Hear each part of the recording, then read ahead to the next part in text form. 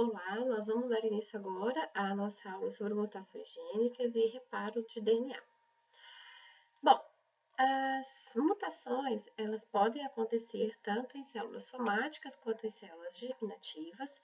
Quando ela acontece em células somáticas, a gente tem uma célula mutante e essa célula mutante, depois de sofrer mitoses, vai dar origem a uma série de células mutantes também, e a gente tem uma população de células mutantes. É o que acontece, por exemplo, com o surgimento de um câncer devido a um fator ambiental.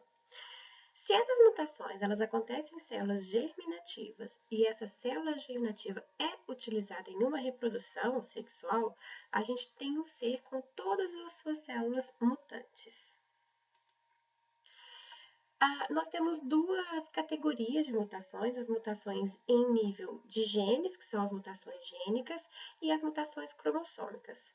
O nosso foco dessa aula são as mutações gênicas, em que a gente tem a alteração na sequência de DNA, e é muito importante que isso fique frisado.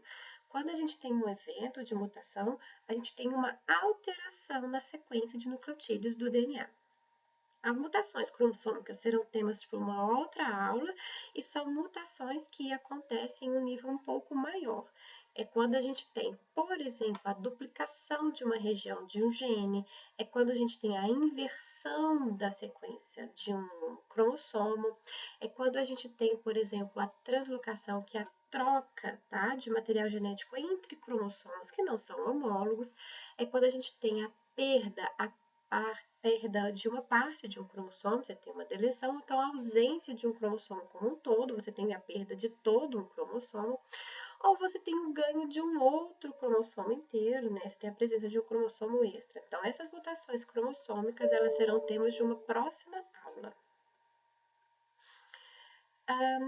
As mutações, então, que acontecem gênicas, que acontecem na sequência de DNA, é quando a gente tem a alteração da sua sequência de nucleotídeos. O que pode acontecer, por exemplo, é que durante a replicação você tem a substituição de bases. Aí, ao invés de você ter essa sequência inicial GTA, você passa a ter agora essa sequência GCA. Além da substituição de bases, a gente pode ter a inserção de uma base, que é quando a gente tem a incorporação de um novo nucleotídeo, toda aquela sequência que existia, então, após a inserção de base, ela vai ser empurrada para frente. Então, ao invés de termos agora GTA, você tem a inserção de um novo nucleotídeo. Aqui você tem GTT, e esse A se une agora aqui para frente, ó, AGA, TCG. E da mesma forma que a gente tem uma inserção, a gente tem uma deleção de bases. E tudo aquilo que está depois daquele nucleotídeo que foi deletado vai ser trazido para próximo de onde aconteceu a deleção. Então, aqui, se a gente tem a perda desse nucleotídeo, ao invés de termos agora GTA, eu vou ter GAG, porque esse G vai ser trazido para próximo da região onde houve a deleção. Quando a gente pensa em substituição de bases, essa substituição de bases ela pode ser de dois tipos, que a gente conhece como transições e transversões. A gente tem transições quando a gente tem substituições de bases por uma mesma classe química. Então, eu tenho, por exemplo, a troca de uma purina por uma purina. Eu estou trocando um nucleotídeo que tem uma base adenina, por exemplo, por um nucleotídeo que tem a guanina. Ou acontece também a troca de uma pirimidina por uma pirimidina. Quando eu tenho as substituições de bases e que isso envolve a mudança química dessa base nitrogenada, eu tenho a troca, por exemplo, de uma purina por uma pirimidina, eu tenho uma substituição de bases do tipo transversal. E se eu troco também uma base nitrogenada do tipo pirimidina por uma purina, eu também tenho uma substituição do tipo transversal. Além dessas substituições de bases e os chamados indels, que são as inserções e as deleções, eu tenho também aquelas mutações de repetições de trinucleotídeos. E o que é isso? Essas repetições, elas acontecem normalmente em algumas regiões do nosso organismo, só que dependendo da quantidade que a gente tem de expansão dessa trinca, a quantidade de vezes que essa trinca se repete, ela está inclusive associada ao surgimento de algumas síndromes genéticas. Aqui, por exemplo, a gente tem a síndrome do X frágil. Em uma região específica do nosso DNA, a gente tem uma sequência de CGG que se repete. Se essa trinca se repete de 6 a 54 vezes, por exemplo, a gente tem um desenvolvimento normal. Contudo, se há uma expansão dessa repetição para, por exemplo, 1000 vezes, a gente tem o surgimento e o desenvolvimento de uma síndrome, que é a síndrome do X frágil. E a gente tem algumas outras doenças que já são comumente conhecidas, como, por exemplo, a distrofia miotônica, a doença de Huntington, que são doenças causadas por expansões de trinucleotídeos. E quando a gente dá uma analisada em quais são as consequências dessas mutações, né? O que elas podem trazer de consequências para a gente. Então, para que a gente possa entender essas consequências, vamos entender aqui quando a gente tem uma sequência de DNA e que não ocorre uma mutação. Então, essa sequência aqui que eu estou chamando de sequência selvagem é uma sequência de nucleotídeos, ó, e aqui eu tenho os aminoácidos que correspondem a essa sequência, caso ela seja transcrita e traduzida da forma que está aqui, sem nenhuma mutação, tá? Contudo, a gente viu que algumas mutações podem acontecer, por exemplo, do tipo substituição de base, e que podem ser do tipo transição ou transversão. Aqui, por exemplo, eu tenho uma mutação, tá? Porque eu vou ter uma alteração da minha sequência de nucleotídeos. E esta adenina aqui está sendo substituída por uma citosina. Eu tenho uma purina sendo substituída por uma pirimidina. É uma substituição de base do tipo transversal. A consequência disso, fenotipicamente falando, é que antes eu tinha produzido uma arginina e eu continuo tendo uma produção de arginina. Mas isso é uma mutação? É uma mutação sim, porque eu tenho uma alteração de sequência de nucleotídeo, só que essa mutação acaba especificando o mesmo aminoácido. Então, eu chamo essa mutação de mutação sinônima.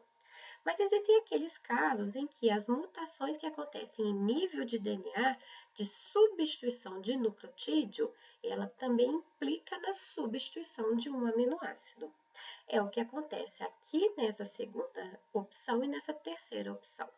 Então, aqui eu tenho a substituição dessa guanina por uma adenina. Então, é uma substituição de base do tipo transição. Eu estou trocando purina por purina. Só que a troca dessa guanina por adenina agora não especifica mais o aminoácido arginina, e sim lisina. Acontece que esses dois aminoácidos, eles participam de um mesmo grupo químico, porque eles são aminoácidos semelhantes. Então, eu tenho uma mutação que é de sentido trocado. Por que de sentido trocado? Porque além de trocar o nucleotídeo, eu troco o aminoácido. E aqui ele está ainda dando uma outra classificação a essa mutação de sentido trocado do tipo conservativo, porque são aminoácidos que têm especificações químicas semelhantes. O que não acontece nessa mutação aqui de baixo, porque essa guanina está sendo substituída por uma timina. Guanina purina, timina pirimidina, tem uma substituição de base do tipo transversal. E além disso, ao invés de ter arginina, eu tenho isoleucina. Então, eu também estou tendo troca de aminoácido, então também é uma mutação de sentido trocado, só que eles possuem grupamentos específicos distintos, eles são aminoácidos que não são relacionados quimicamente. Então, essa mutação de sentido trocado, ela é ainda considerada como não conservativa. Finalmente, o quarto tipo de substituição de base que a gente tem aqui de exemplo, eu tenho a adenina sendo substituída por uma timina. Uma substituição de base do tipo transversal, porque eu tenho uma purina sendo substituída por uma pirimidina. E quando eu tenho essa substituição, esse códon gera para mim não um outro aminoácido, ele é um códon sem sentido porque ele especifica uma parada na minha proteína. Então, eu tenho um encurtamento, inclusive, da minha proteína. E a essa consequência de mutação, eu dou o nome de mutação sem sentido. Quando acontecem os indels, que são as inserções de bases ou deleções de bases, eu sempre tenho troca na minha matriz de leitura. O que isso quer dizer? Que a alteração dos meus nucleotídeos em nível de DNA com certeza irá trocar também os meus aminoácidos e vai alterar a minha proteína. Então, eu tenho sempre uma mudança de matriz de leitura. Então, os indels, eles são com certeza mutações um pouco piores do que as substituições de bases.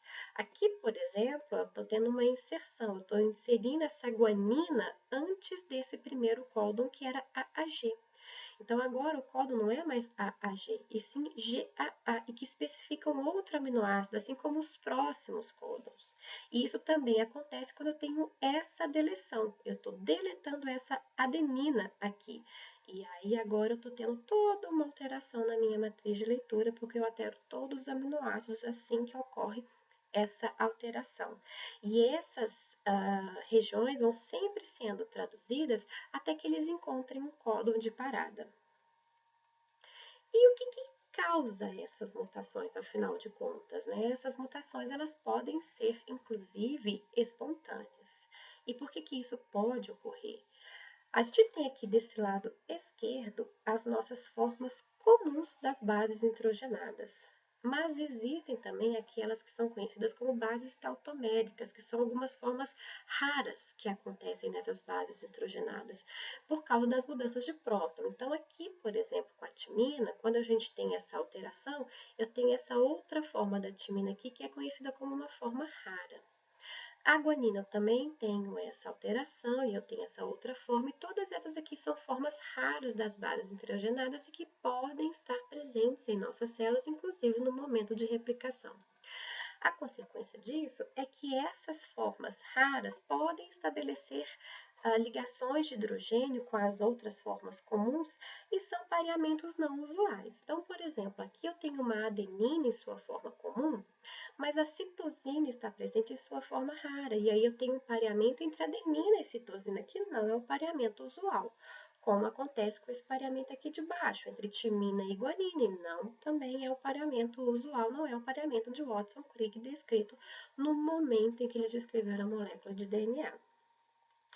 Além da presença de bases tautoméricas, inclusive é o que as pesquisas mostram que mais acontece, é uma certa flexibilização entre os pareamentos de bases e que ocorre por causa de oscilações, e como existe uma certa flexibilização na molécula de DNA, esse pareamento ele pode ser mantido.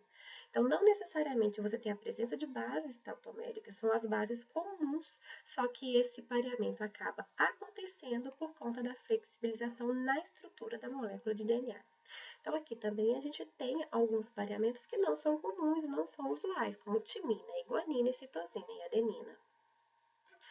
E quais são as consequências, portanto, desses pareamentos errados que podem acontecer quando a gente tem a presença de bases tautoméricas ou simplesmente por conta dessas oscilações?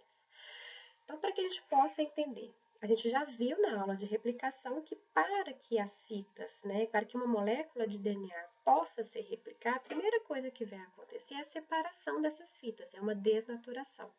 De forma que essa fita aqui de baixo, por exemplo, sirva de molde para o surgimento de uma nova fita. E aqui eu tenho uma replicação que aconteceu perfeitamente. Contudo, nessa fita aqui de baixo, o que vai acontecer?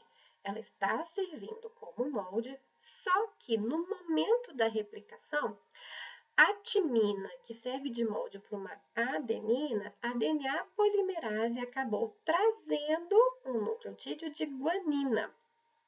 E isso aqui gera para mim um erro de incorporação.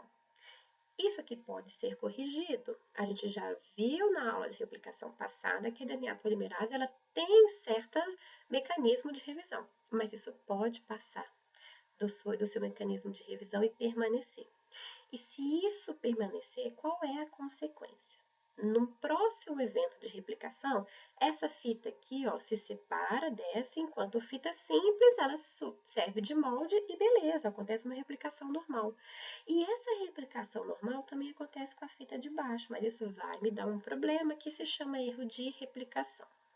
Qual que é o problema disso daqui? Que se não for corrigido, é que essa guanina, na próxima evento de replicação, serve de molde e aí eu sigo incorporando uma citosina. E isso é um problema? Isso é um problema, porque isso aqui é uma mutação. Eu vou ter moléculas de DNA que no mesmo ponto eu tenho um pareamento errado. Ao invés de ter timina com adenina, aqui eu tenho, na verdade, guanina com citosina. E qual que é o erro disso? Não existe um erro, porque a guanina e a citosina pareiam normalmente. Então, isso não vai ser incorporado.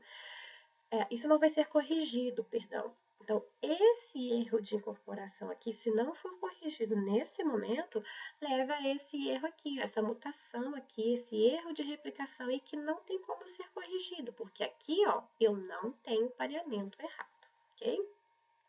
Então, esses erros espontâneos de replicação levam a esse erro incorporado e esse erro de replicação que eu estava comentando. Então, aqui, mais uma vez, eu tenho uma fita molde que vai se separar para o próximo evento de replicação e que aqui acontece normalmente embaixo.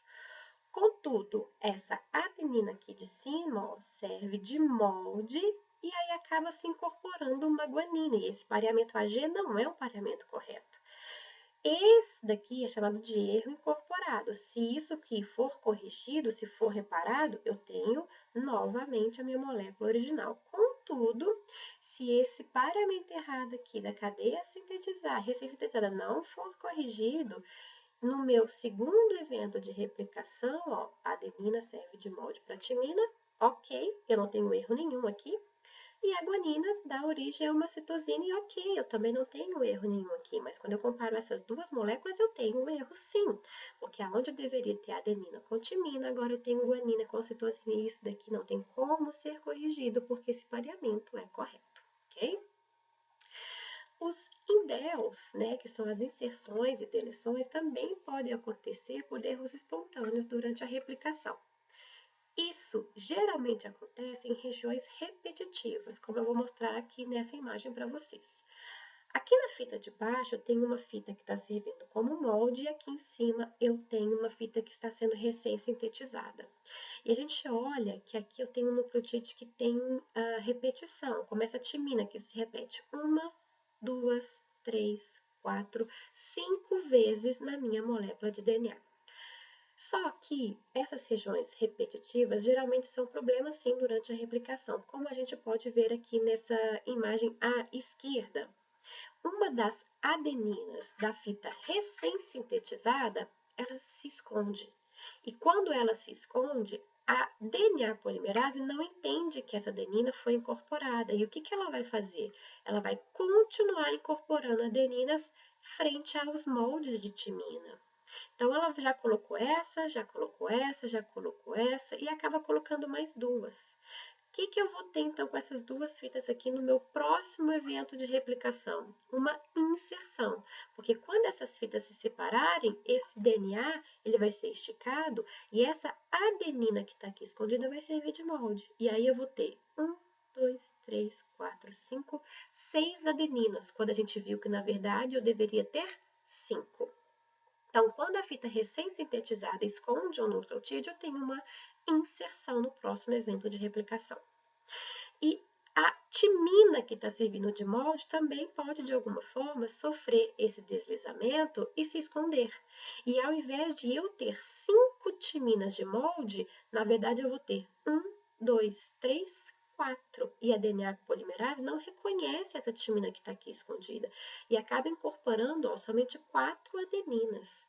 Qual que é a consequência disso para um próximo evento de replicação? Eu vou ter uma deleção, porque ao invés de ter 5 adeninas, como a gente viu aqui na fita original, eu agora passo a ter 4. Então, quando a fita molde esconde esse nucleotídeo aqui por conta do deslizamento que acontece, eu tenho uma deleção. Algumas mudanças químicas espontâneas podem acontecer também e causar mutação na nossa molécula de DNA. Uma das que acontece geralmente é a depurinação. O que acontece na depurinação? Eu tenho a quebra da minha ligação glicosídica ou beta-glicosídica e perco a minha base nitrogenada. Então, se a gente reparar, não há quebra na minha fita de DNA porque eu não estou quebrando ligação fosfodiéster, não estou separando nucleotídeos, eu estou apenas perdendo uma base nitrogenada de algum nucleotídeo e eu chamo isso de depurinação. Então, eu estou aqui para mostrar uma consequência dessa depurinação para vocês, E o que que eu tenho aqui? Eu tenho, ó, essa timina tá aqui, essa guanina tá aqui, essa guanina também tá aqui, mas acontece um evento de depurinação. E eu tenho o que eu chamo de sítio apurínico. Percebam, mais uma vez, que não há quebra na minha fita de DNA, porque não há quebra de ligação fosfodiéster. Eu estou quebrando a ligação glicosídica, perdendo a minha base nitrogenada e promovendo a formação desse sítio que eu chamo de sítio apurínico. Isso aqui permanecendo no meu DNA, qual que vai ser a consequência disso para o evento de replicação? A fita de baixo vai ser separada da fita de cima e embaixo eu tenho um evento de replicação que acontece normalmente, né? A minha guanina está aqui, dando origem a uma citosina, eu tenho uma molécula exatamente igual à minha molécula original. Contudo, naquela fita em que eu tenho o sítio apurínico, o que que vai acontecer? A DNA polimerase, ao chegar aqui, não sabe o que que ela tem que colocar de complementar, porque ela não tem uma base nitrogenada como molde. E o que que acontece? Um nucleotídeo com uma outra base vai ser incorporado, e geralmente é um nucleotídeo de adenina que é incorporado. Então, eu vou ter esse tipo de alteração aqui, ó, em que eu tenho a incorporação de um nucleotídeo com adenina no lugar de onde eu deveria ter uma guanina. No próximo evento de replicação, esse sítio apurínico aqui, ó, mais uma vez, vai servir de molde para a DNA polimerase não saber o que que é, acaba incorporando um nucleotídeo errado. E essa adenina aqui, ó, que ela incorporou de maneira errada, vai servir de molde para que ela coloque uma timina. E aqui eu tenho o pareamento certo entre adenina e timina. E isso aqui também é uma mutação permanente que não vai ter como ser corrigida, porque aqui eu não tenho erro no pareamento. A adenina se liga com a timina. Só que quando eu comparo essa molécula lá com a minha molécula original, eu vejo que existe uma alteração, houve uma substituição de bases. Outra mutação química espontânea que pode acontecer é a desaminação, é a perda de um grupo amino. E quando isso acontece com uma base nitrogenada do tipo citosina, ó, quando eu perco esse grupo amino, ela se transforma numa base nitrogenada do tipo uracila. A gente vai ver, principalmente na aula de controle da expressão gênica e de epigenética, que muitas das nossas citocinas elas são metiladas. Ela recebe, ó, esse grupo metil CH3 aqui e se transforma numa 5-metilcitosina. Isso não é uma mutação. É uma alteração química que acontece normalmente, muito importante para a sinalização, e a gente vai ver isso nas próximas aulas. O fato é que se uma 5-metilcitosina também ocorre uma desaminação com ela, ela se transforma em uma base nitrogenada muito comum para a gente no DNA, que é a timina. Qual que é o problema disso, né? O problema disso é que uma citosina, ela pode se transformar em uma timina, essa timina servir de molde para uma adenina, e aí a gente vai ter uma mutação no próximo evento de replicação que não pode ser corrigido, tá? Só que essas mudanças todas que nós estamos vendo, que são químicas, elas podem também ser induzidas, né? Porque nós temos vários componentes químicos que induzem mutações, né? E eles são conhecidos como mutágenos, né? Várias substâncias químicas a gente já sabe que em contato, em uso exagerado, elas realmente têm esse poder de provocar mutações e, portanto, elas são conhecidas como mutágenos. Uma dessas substâncias químicas são conhecidas como os análogos de base. São substâncias químicas muito semelhantes às bases nitrogenadas usualmente que acontecem na nossa célula, que estão presentes na nossa célula. Aqui a gente tem um análogo de base bastante importante, que é a 5-bromo-uracila. 5-bromo-uracila, quando comparamos com a timina, eles são substâncias químicas, ó, muito semelhantes entre si. A diferença é que eu tenho, em substituição ao grupo metil CH3, um átomo de bromo no 5-bromo-uracila. E o problema disso é que a 5-bromo-uracila se liga à adenina, normalmente assim como a timina faria. Só que a 5-bromo-uracila também pode se ligar a uma guanina. E esse pareamento aqui é um pareamento errado, porque a 5-bromo-uracila deveria parear com aquela base nitrogenada que a timina pareia, que no caso é a adenina. Vamos estudar aqui então um pouco nessa imagem para a gente entender qual que é o problema real da presença de um análogo de base durante a replicação. Então, aqui no início, ó, a gente tem uma molécula original que vai servir de molde para o evento de replicação, então essas fitas vão se separar. Aqui embaixo, ó, CTG vai servir de molde para o GAC, não tenho problema nenhum, tem uma molécula exatamente igual à minha molécula origem que me deu a origem a essa replicação. Contudo, aqui em cima, nessa molécula, nessa fita GAC, essa adenina está servindo de molde, só que ao invés de ser incorporada uma timina, foi incorporado esse análogo de base, o 5-bromouracila. No próximo evento de replicação, eu vou ter uma separação dessas fitas. Essa adenina pode servir de molde mais uma vez e é incorporada uma timina, como a gente espera. Agora, essa 5-bromuracila, que está servindo agora como molde, ela não vai ter incorporação de uma adenina, e sim de uma guanina, pois, como a gente viu na imagem anterior, a 5-bromuracila pode também fazer pareamento de bases com a guanina. E é isso que está acontecendo aqui, ó, esse pareamento errado.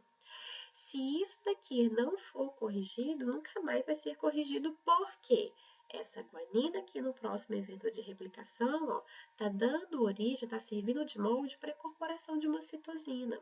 E isso é uma mutação permanente, não tem como ser corrigida, porque não existe erro nesse pareamento entre G e C. Mas se eu comparo essa molécula lá com a minha molécula original, ó, eu vejo que em um ponto onde eu deveria ter AT, eu tenho, na verdade, GC.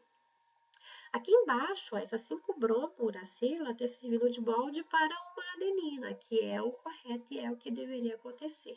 E essa adenina depois serve de molde para uma timina, dando origem a uma molécula como era o esperado.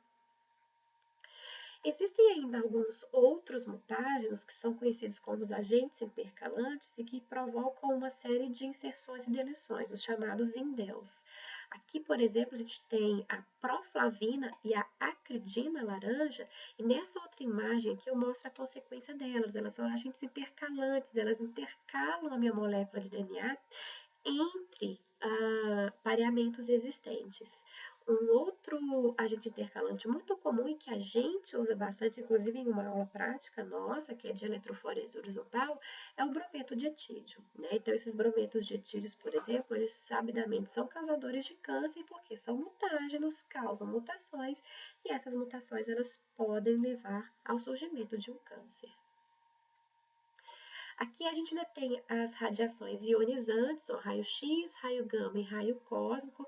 A gente já sabe que são fontes de energia que causam, né, alterações de elétrons, causam mutações.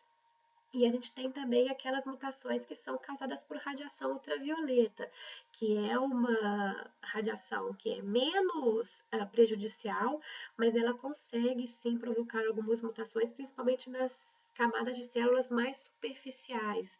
Então é por isso, por exemplo, que a gente tem o surgimento de câncer de pele muito associado à exposição à luz ultravioleta, porque nas camadas superficiais da nossa pele, essa luz ultravioleta consegue sim induzir algumas mutações e que acabam gerando cânceres de pele. As mutações que a radiação ultravioleta comumente promove são aquelas mutações conhecidas como dímeros de pirimidina. Então, eu tenho em uma mesma fita de DNA duas timinas adjacentes, por exemplo, ó, são estabelecidas ligações químicas entre elas, ó, que são ligações bastante fortes e que acabam alterando a estrutura da minha molécula de DNA. Pode acontecer também se eu tiver duas citosinas, uma citosina e uma timina. Eu tenho que ter duas pirimidinas adjacentes e são estabelecidas essas ligações que eu conheço como dímeros de pirimidina.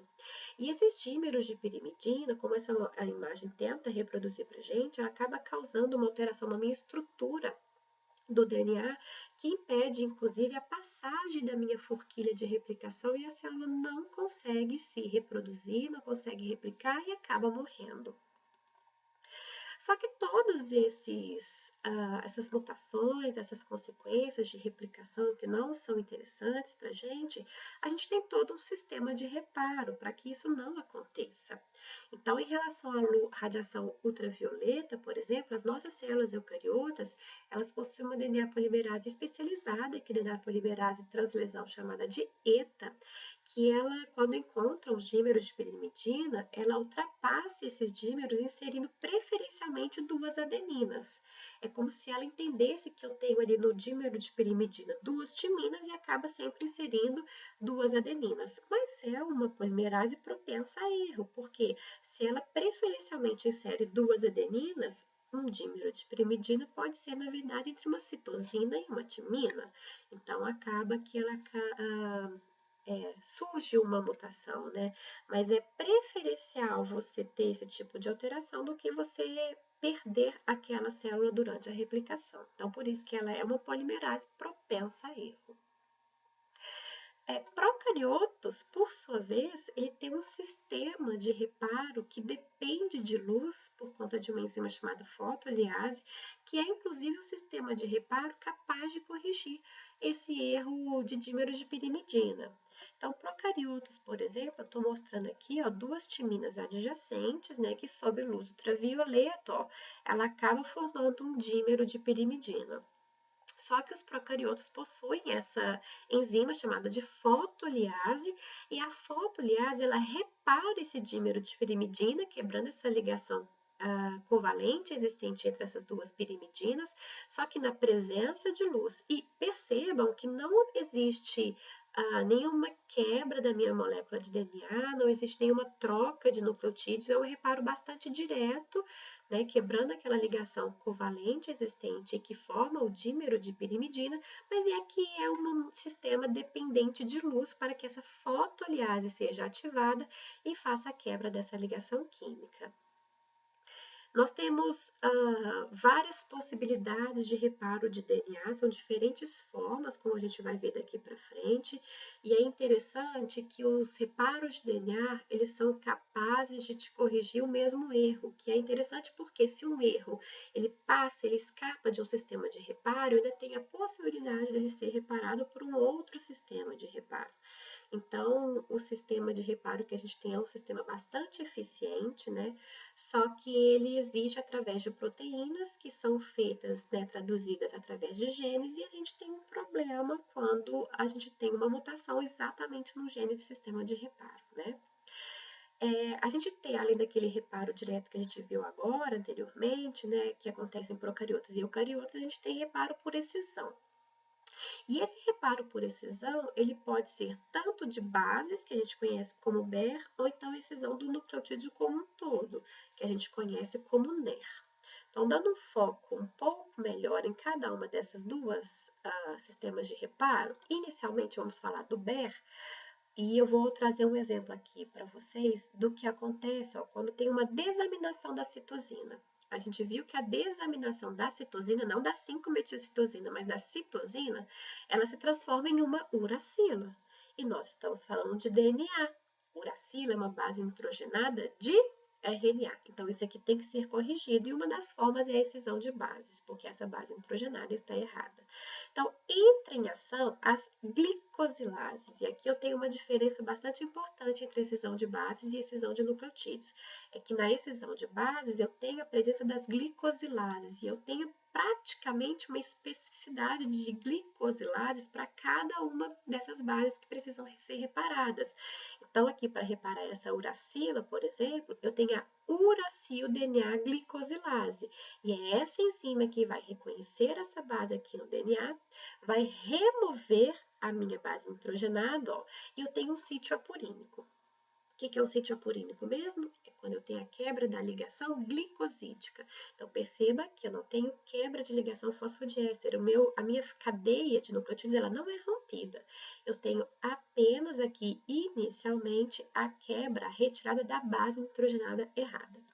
Depois que isso acontece, aí sim eu tenho uma enzima específica, que é a P-endonuclease, e ela é quem vai clivar as ligações fosfodiéster e retirar todo aquele restante do nucleotídeo que ficou ali, que é o grupo fosfato e a pentose.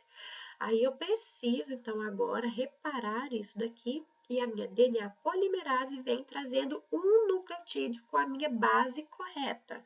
Só que a DNA polimerase vai fazer essa ligação na extremidade 3' OH livre, e eu ainda preciso estabelecer uma ligação fosfodiéster com o meu vizinho, e quem vai fazer isso é a DNA ligase, com a sua possibilidade de fazer a ligação fosfodiéster. Após a excisão de bases, vamos ver a excisão de nucleotídeos do NER.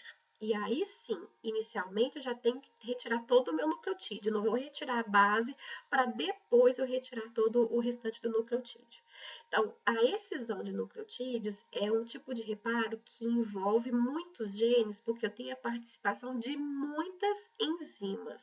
Então, eu vou ter todo um complexo enzimático representado aqui por essa estrutura rosa, ó, e esse complexo enzimático é quem vai reconhecer essa distorção no meu DNA que é causada por algum dano, por algum pareamento errado.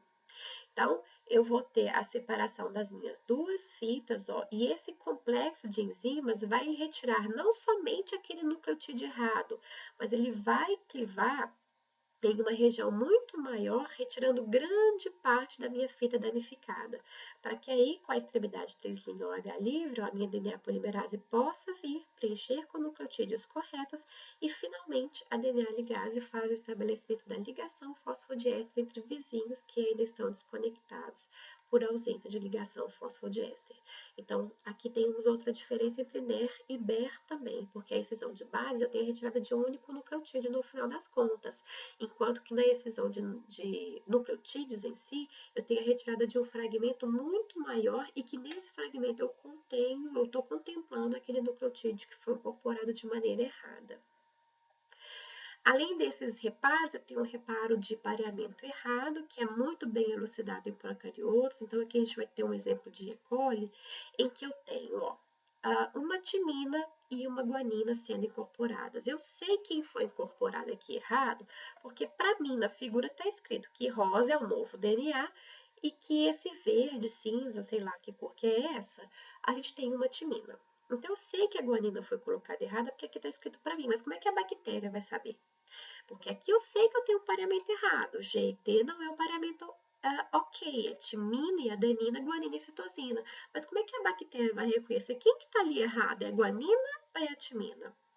Então, nesse ponto aqui, a gente tem uma outra importância de algumas sinalizações químicas, e aqui eu tenho a metilação sendo bastante importante. Então, em procariotos aqui, em E. coli, eu tenho essa sequência GATC, que é uma sequência que vai ser metilada. Então, toda vez que eu tiver essa sequência GATC, eu vou ter uma metilação da adenina dessa sequência.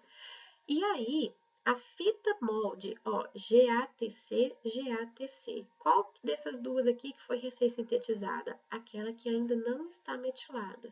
Então, é assim que a bactéria reconhece que essa aqui, ó, embaixo, é a fita molde, porque ela tem já o grupo metila que essa fita aqui ainda não tem, porque foi recém-sintetizada. Então, assim, ela descobre que é essa guanina aqui que foi colocada de maneira errada e não a timina. Então, ela precisa substituir isso daqui e não esse daqui. Então, eu tenho a participação de várias enzimas, ó, que vão fazer o quê? O reconhecimento de qual que é a fita recém-sintetizada e qual que é a fita molde. Depois desse reconhecimento, ele vai clivar essa região que faz a distinção do que é recente e do que é molde. Essa vai clivar, separar esse DNA aqui, assim como vai separar esse DNA aqui que possui o erro. Então, logo depois do erro, ele cliva aqui também. Então, acontece um corte aqui, próximo onde ele reconhece o que é novo, o que é velho, e logo após aquele pareamento que está errado. Depois ele vai retirar, ó, toda aquela parte do DNA que contém aquela região que foi incorporada de maneira errada. Então, você tem exonucleases para tirar todos esses nucleotídeos aqui que foram incorporados e um deles foi o que está incorporado errado. E logo depois eu tenho uma extremidade 3' OH livre, ó, para que a DNA polimerase possa vir, portanto, substituindo os nucleotídeos de maneira correta. E ao chegar nesse ponto, eu tenho a presença da DNA ligase para estabelecer a ligação fosfodiéster e recuperar todo o meu DNA. Contudo, existem algumas síndromes genéticas, algumas doenças genéticas que estão ligadas ao defeito que acontece exatamente nos genes que estão produzindo proteínas para reparar o meu DNA. Então, eu tenho muitas doenças genéticas que estão ligadas aos genes que vão participar do DNA. E uma dessas doenças é o xeroderma pigmentoso. Xeroderma pigmentoso é uma doença em que eu tenho a alteração, a mutação em algum dos genes que vão participar do meu sistema de reparo NER, por exemplo. Eu tenho 7, 8 genes, por exemplo, e algum deles, ou diferentes genes, né, que participam desse reparo, podem sofrer uma mutação e isso pode levar ao desenvolvimento dessa doença tirodermo pigmentoso, que são pessoas que têm, inclusive, sensibilidade em relação à presença de sol por conta da radiação UV. Então, você tem, inclusive, o surgimento muito maior de câncer de pele nessas pessoas. Mas existem outras doenças que estão relacionadas a defeitos nos genes que vão fazer o nosso reparo de DNA, como, por exemplo, a síndrome de Cockayne e ainda a tricodistrofia. Bom, essas são algumas informações importantes referentes às mutações e que explicam, inclusive, o surgimento de diferentes sequências dos nossos nucleotídeos, umas informações referentes ao sistema de reparo, como a gente pode corrigir e que essa informação não seja passada para frente durante a replicação, e alguns problemas que a gente encontra nos seres humanos referente a mutações existentes nos nossos genes que fazem esses reparos de DNA. Obrigada.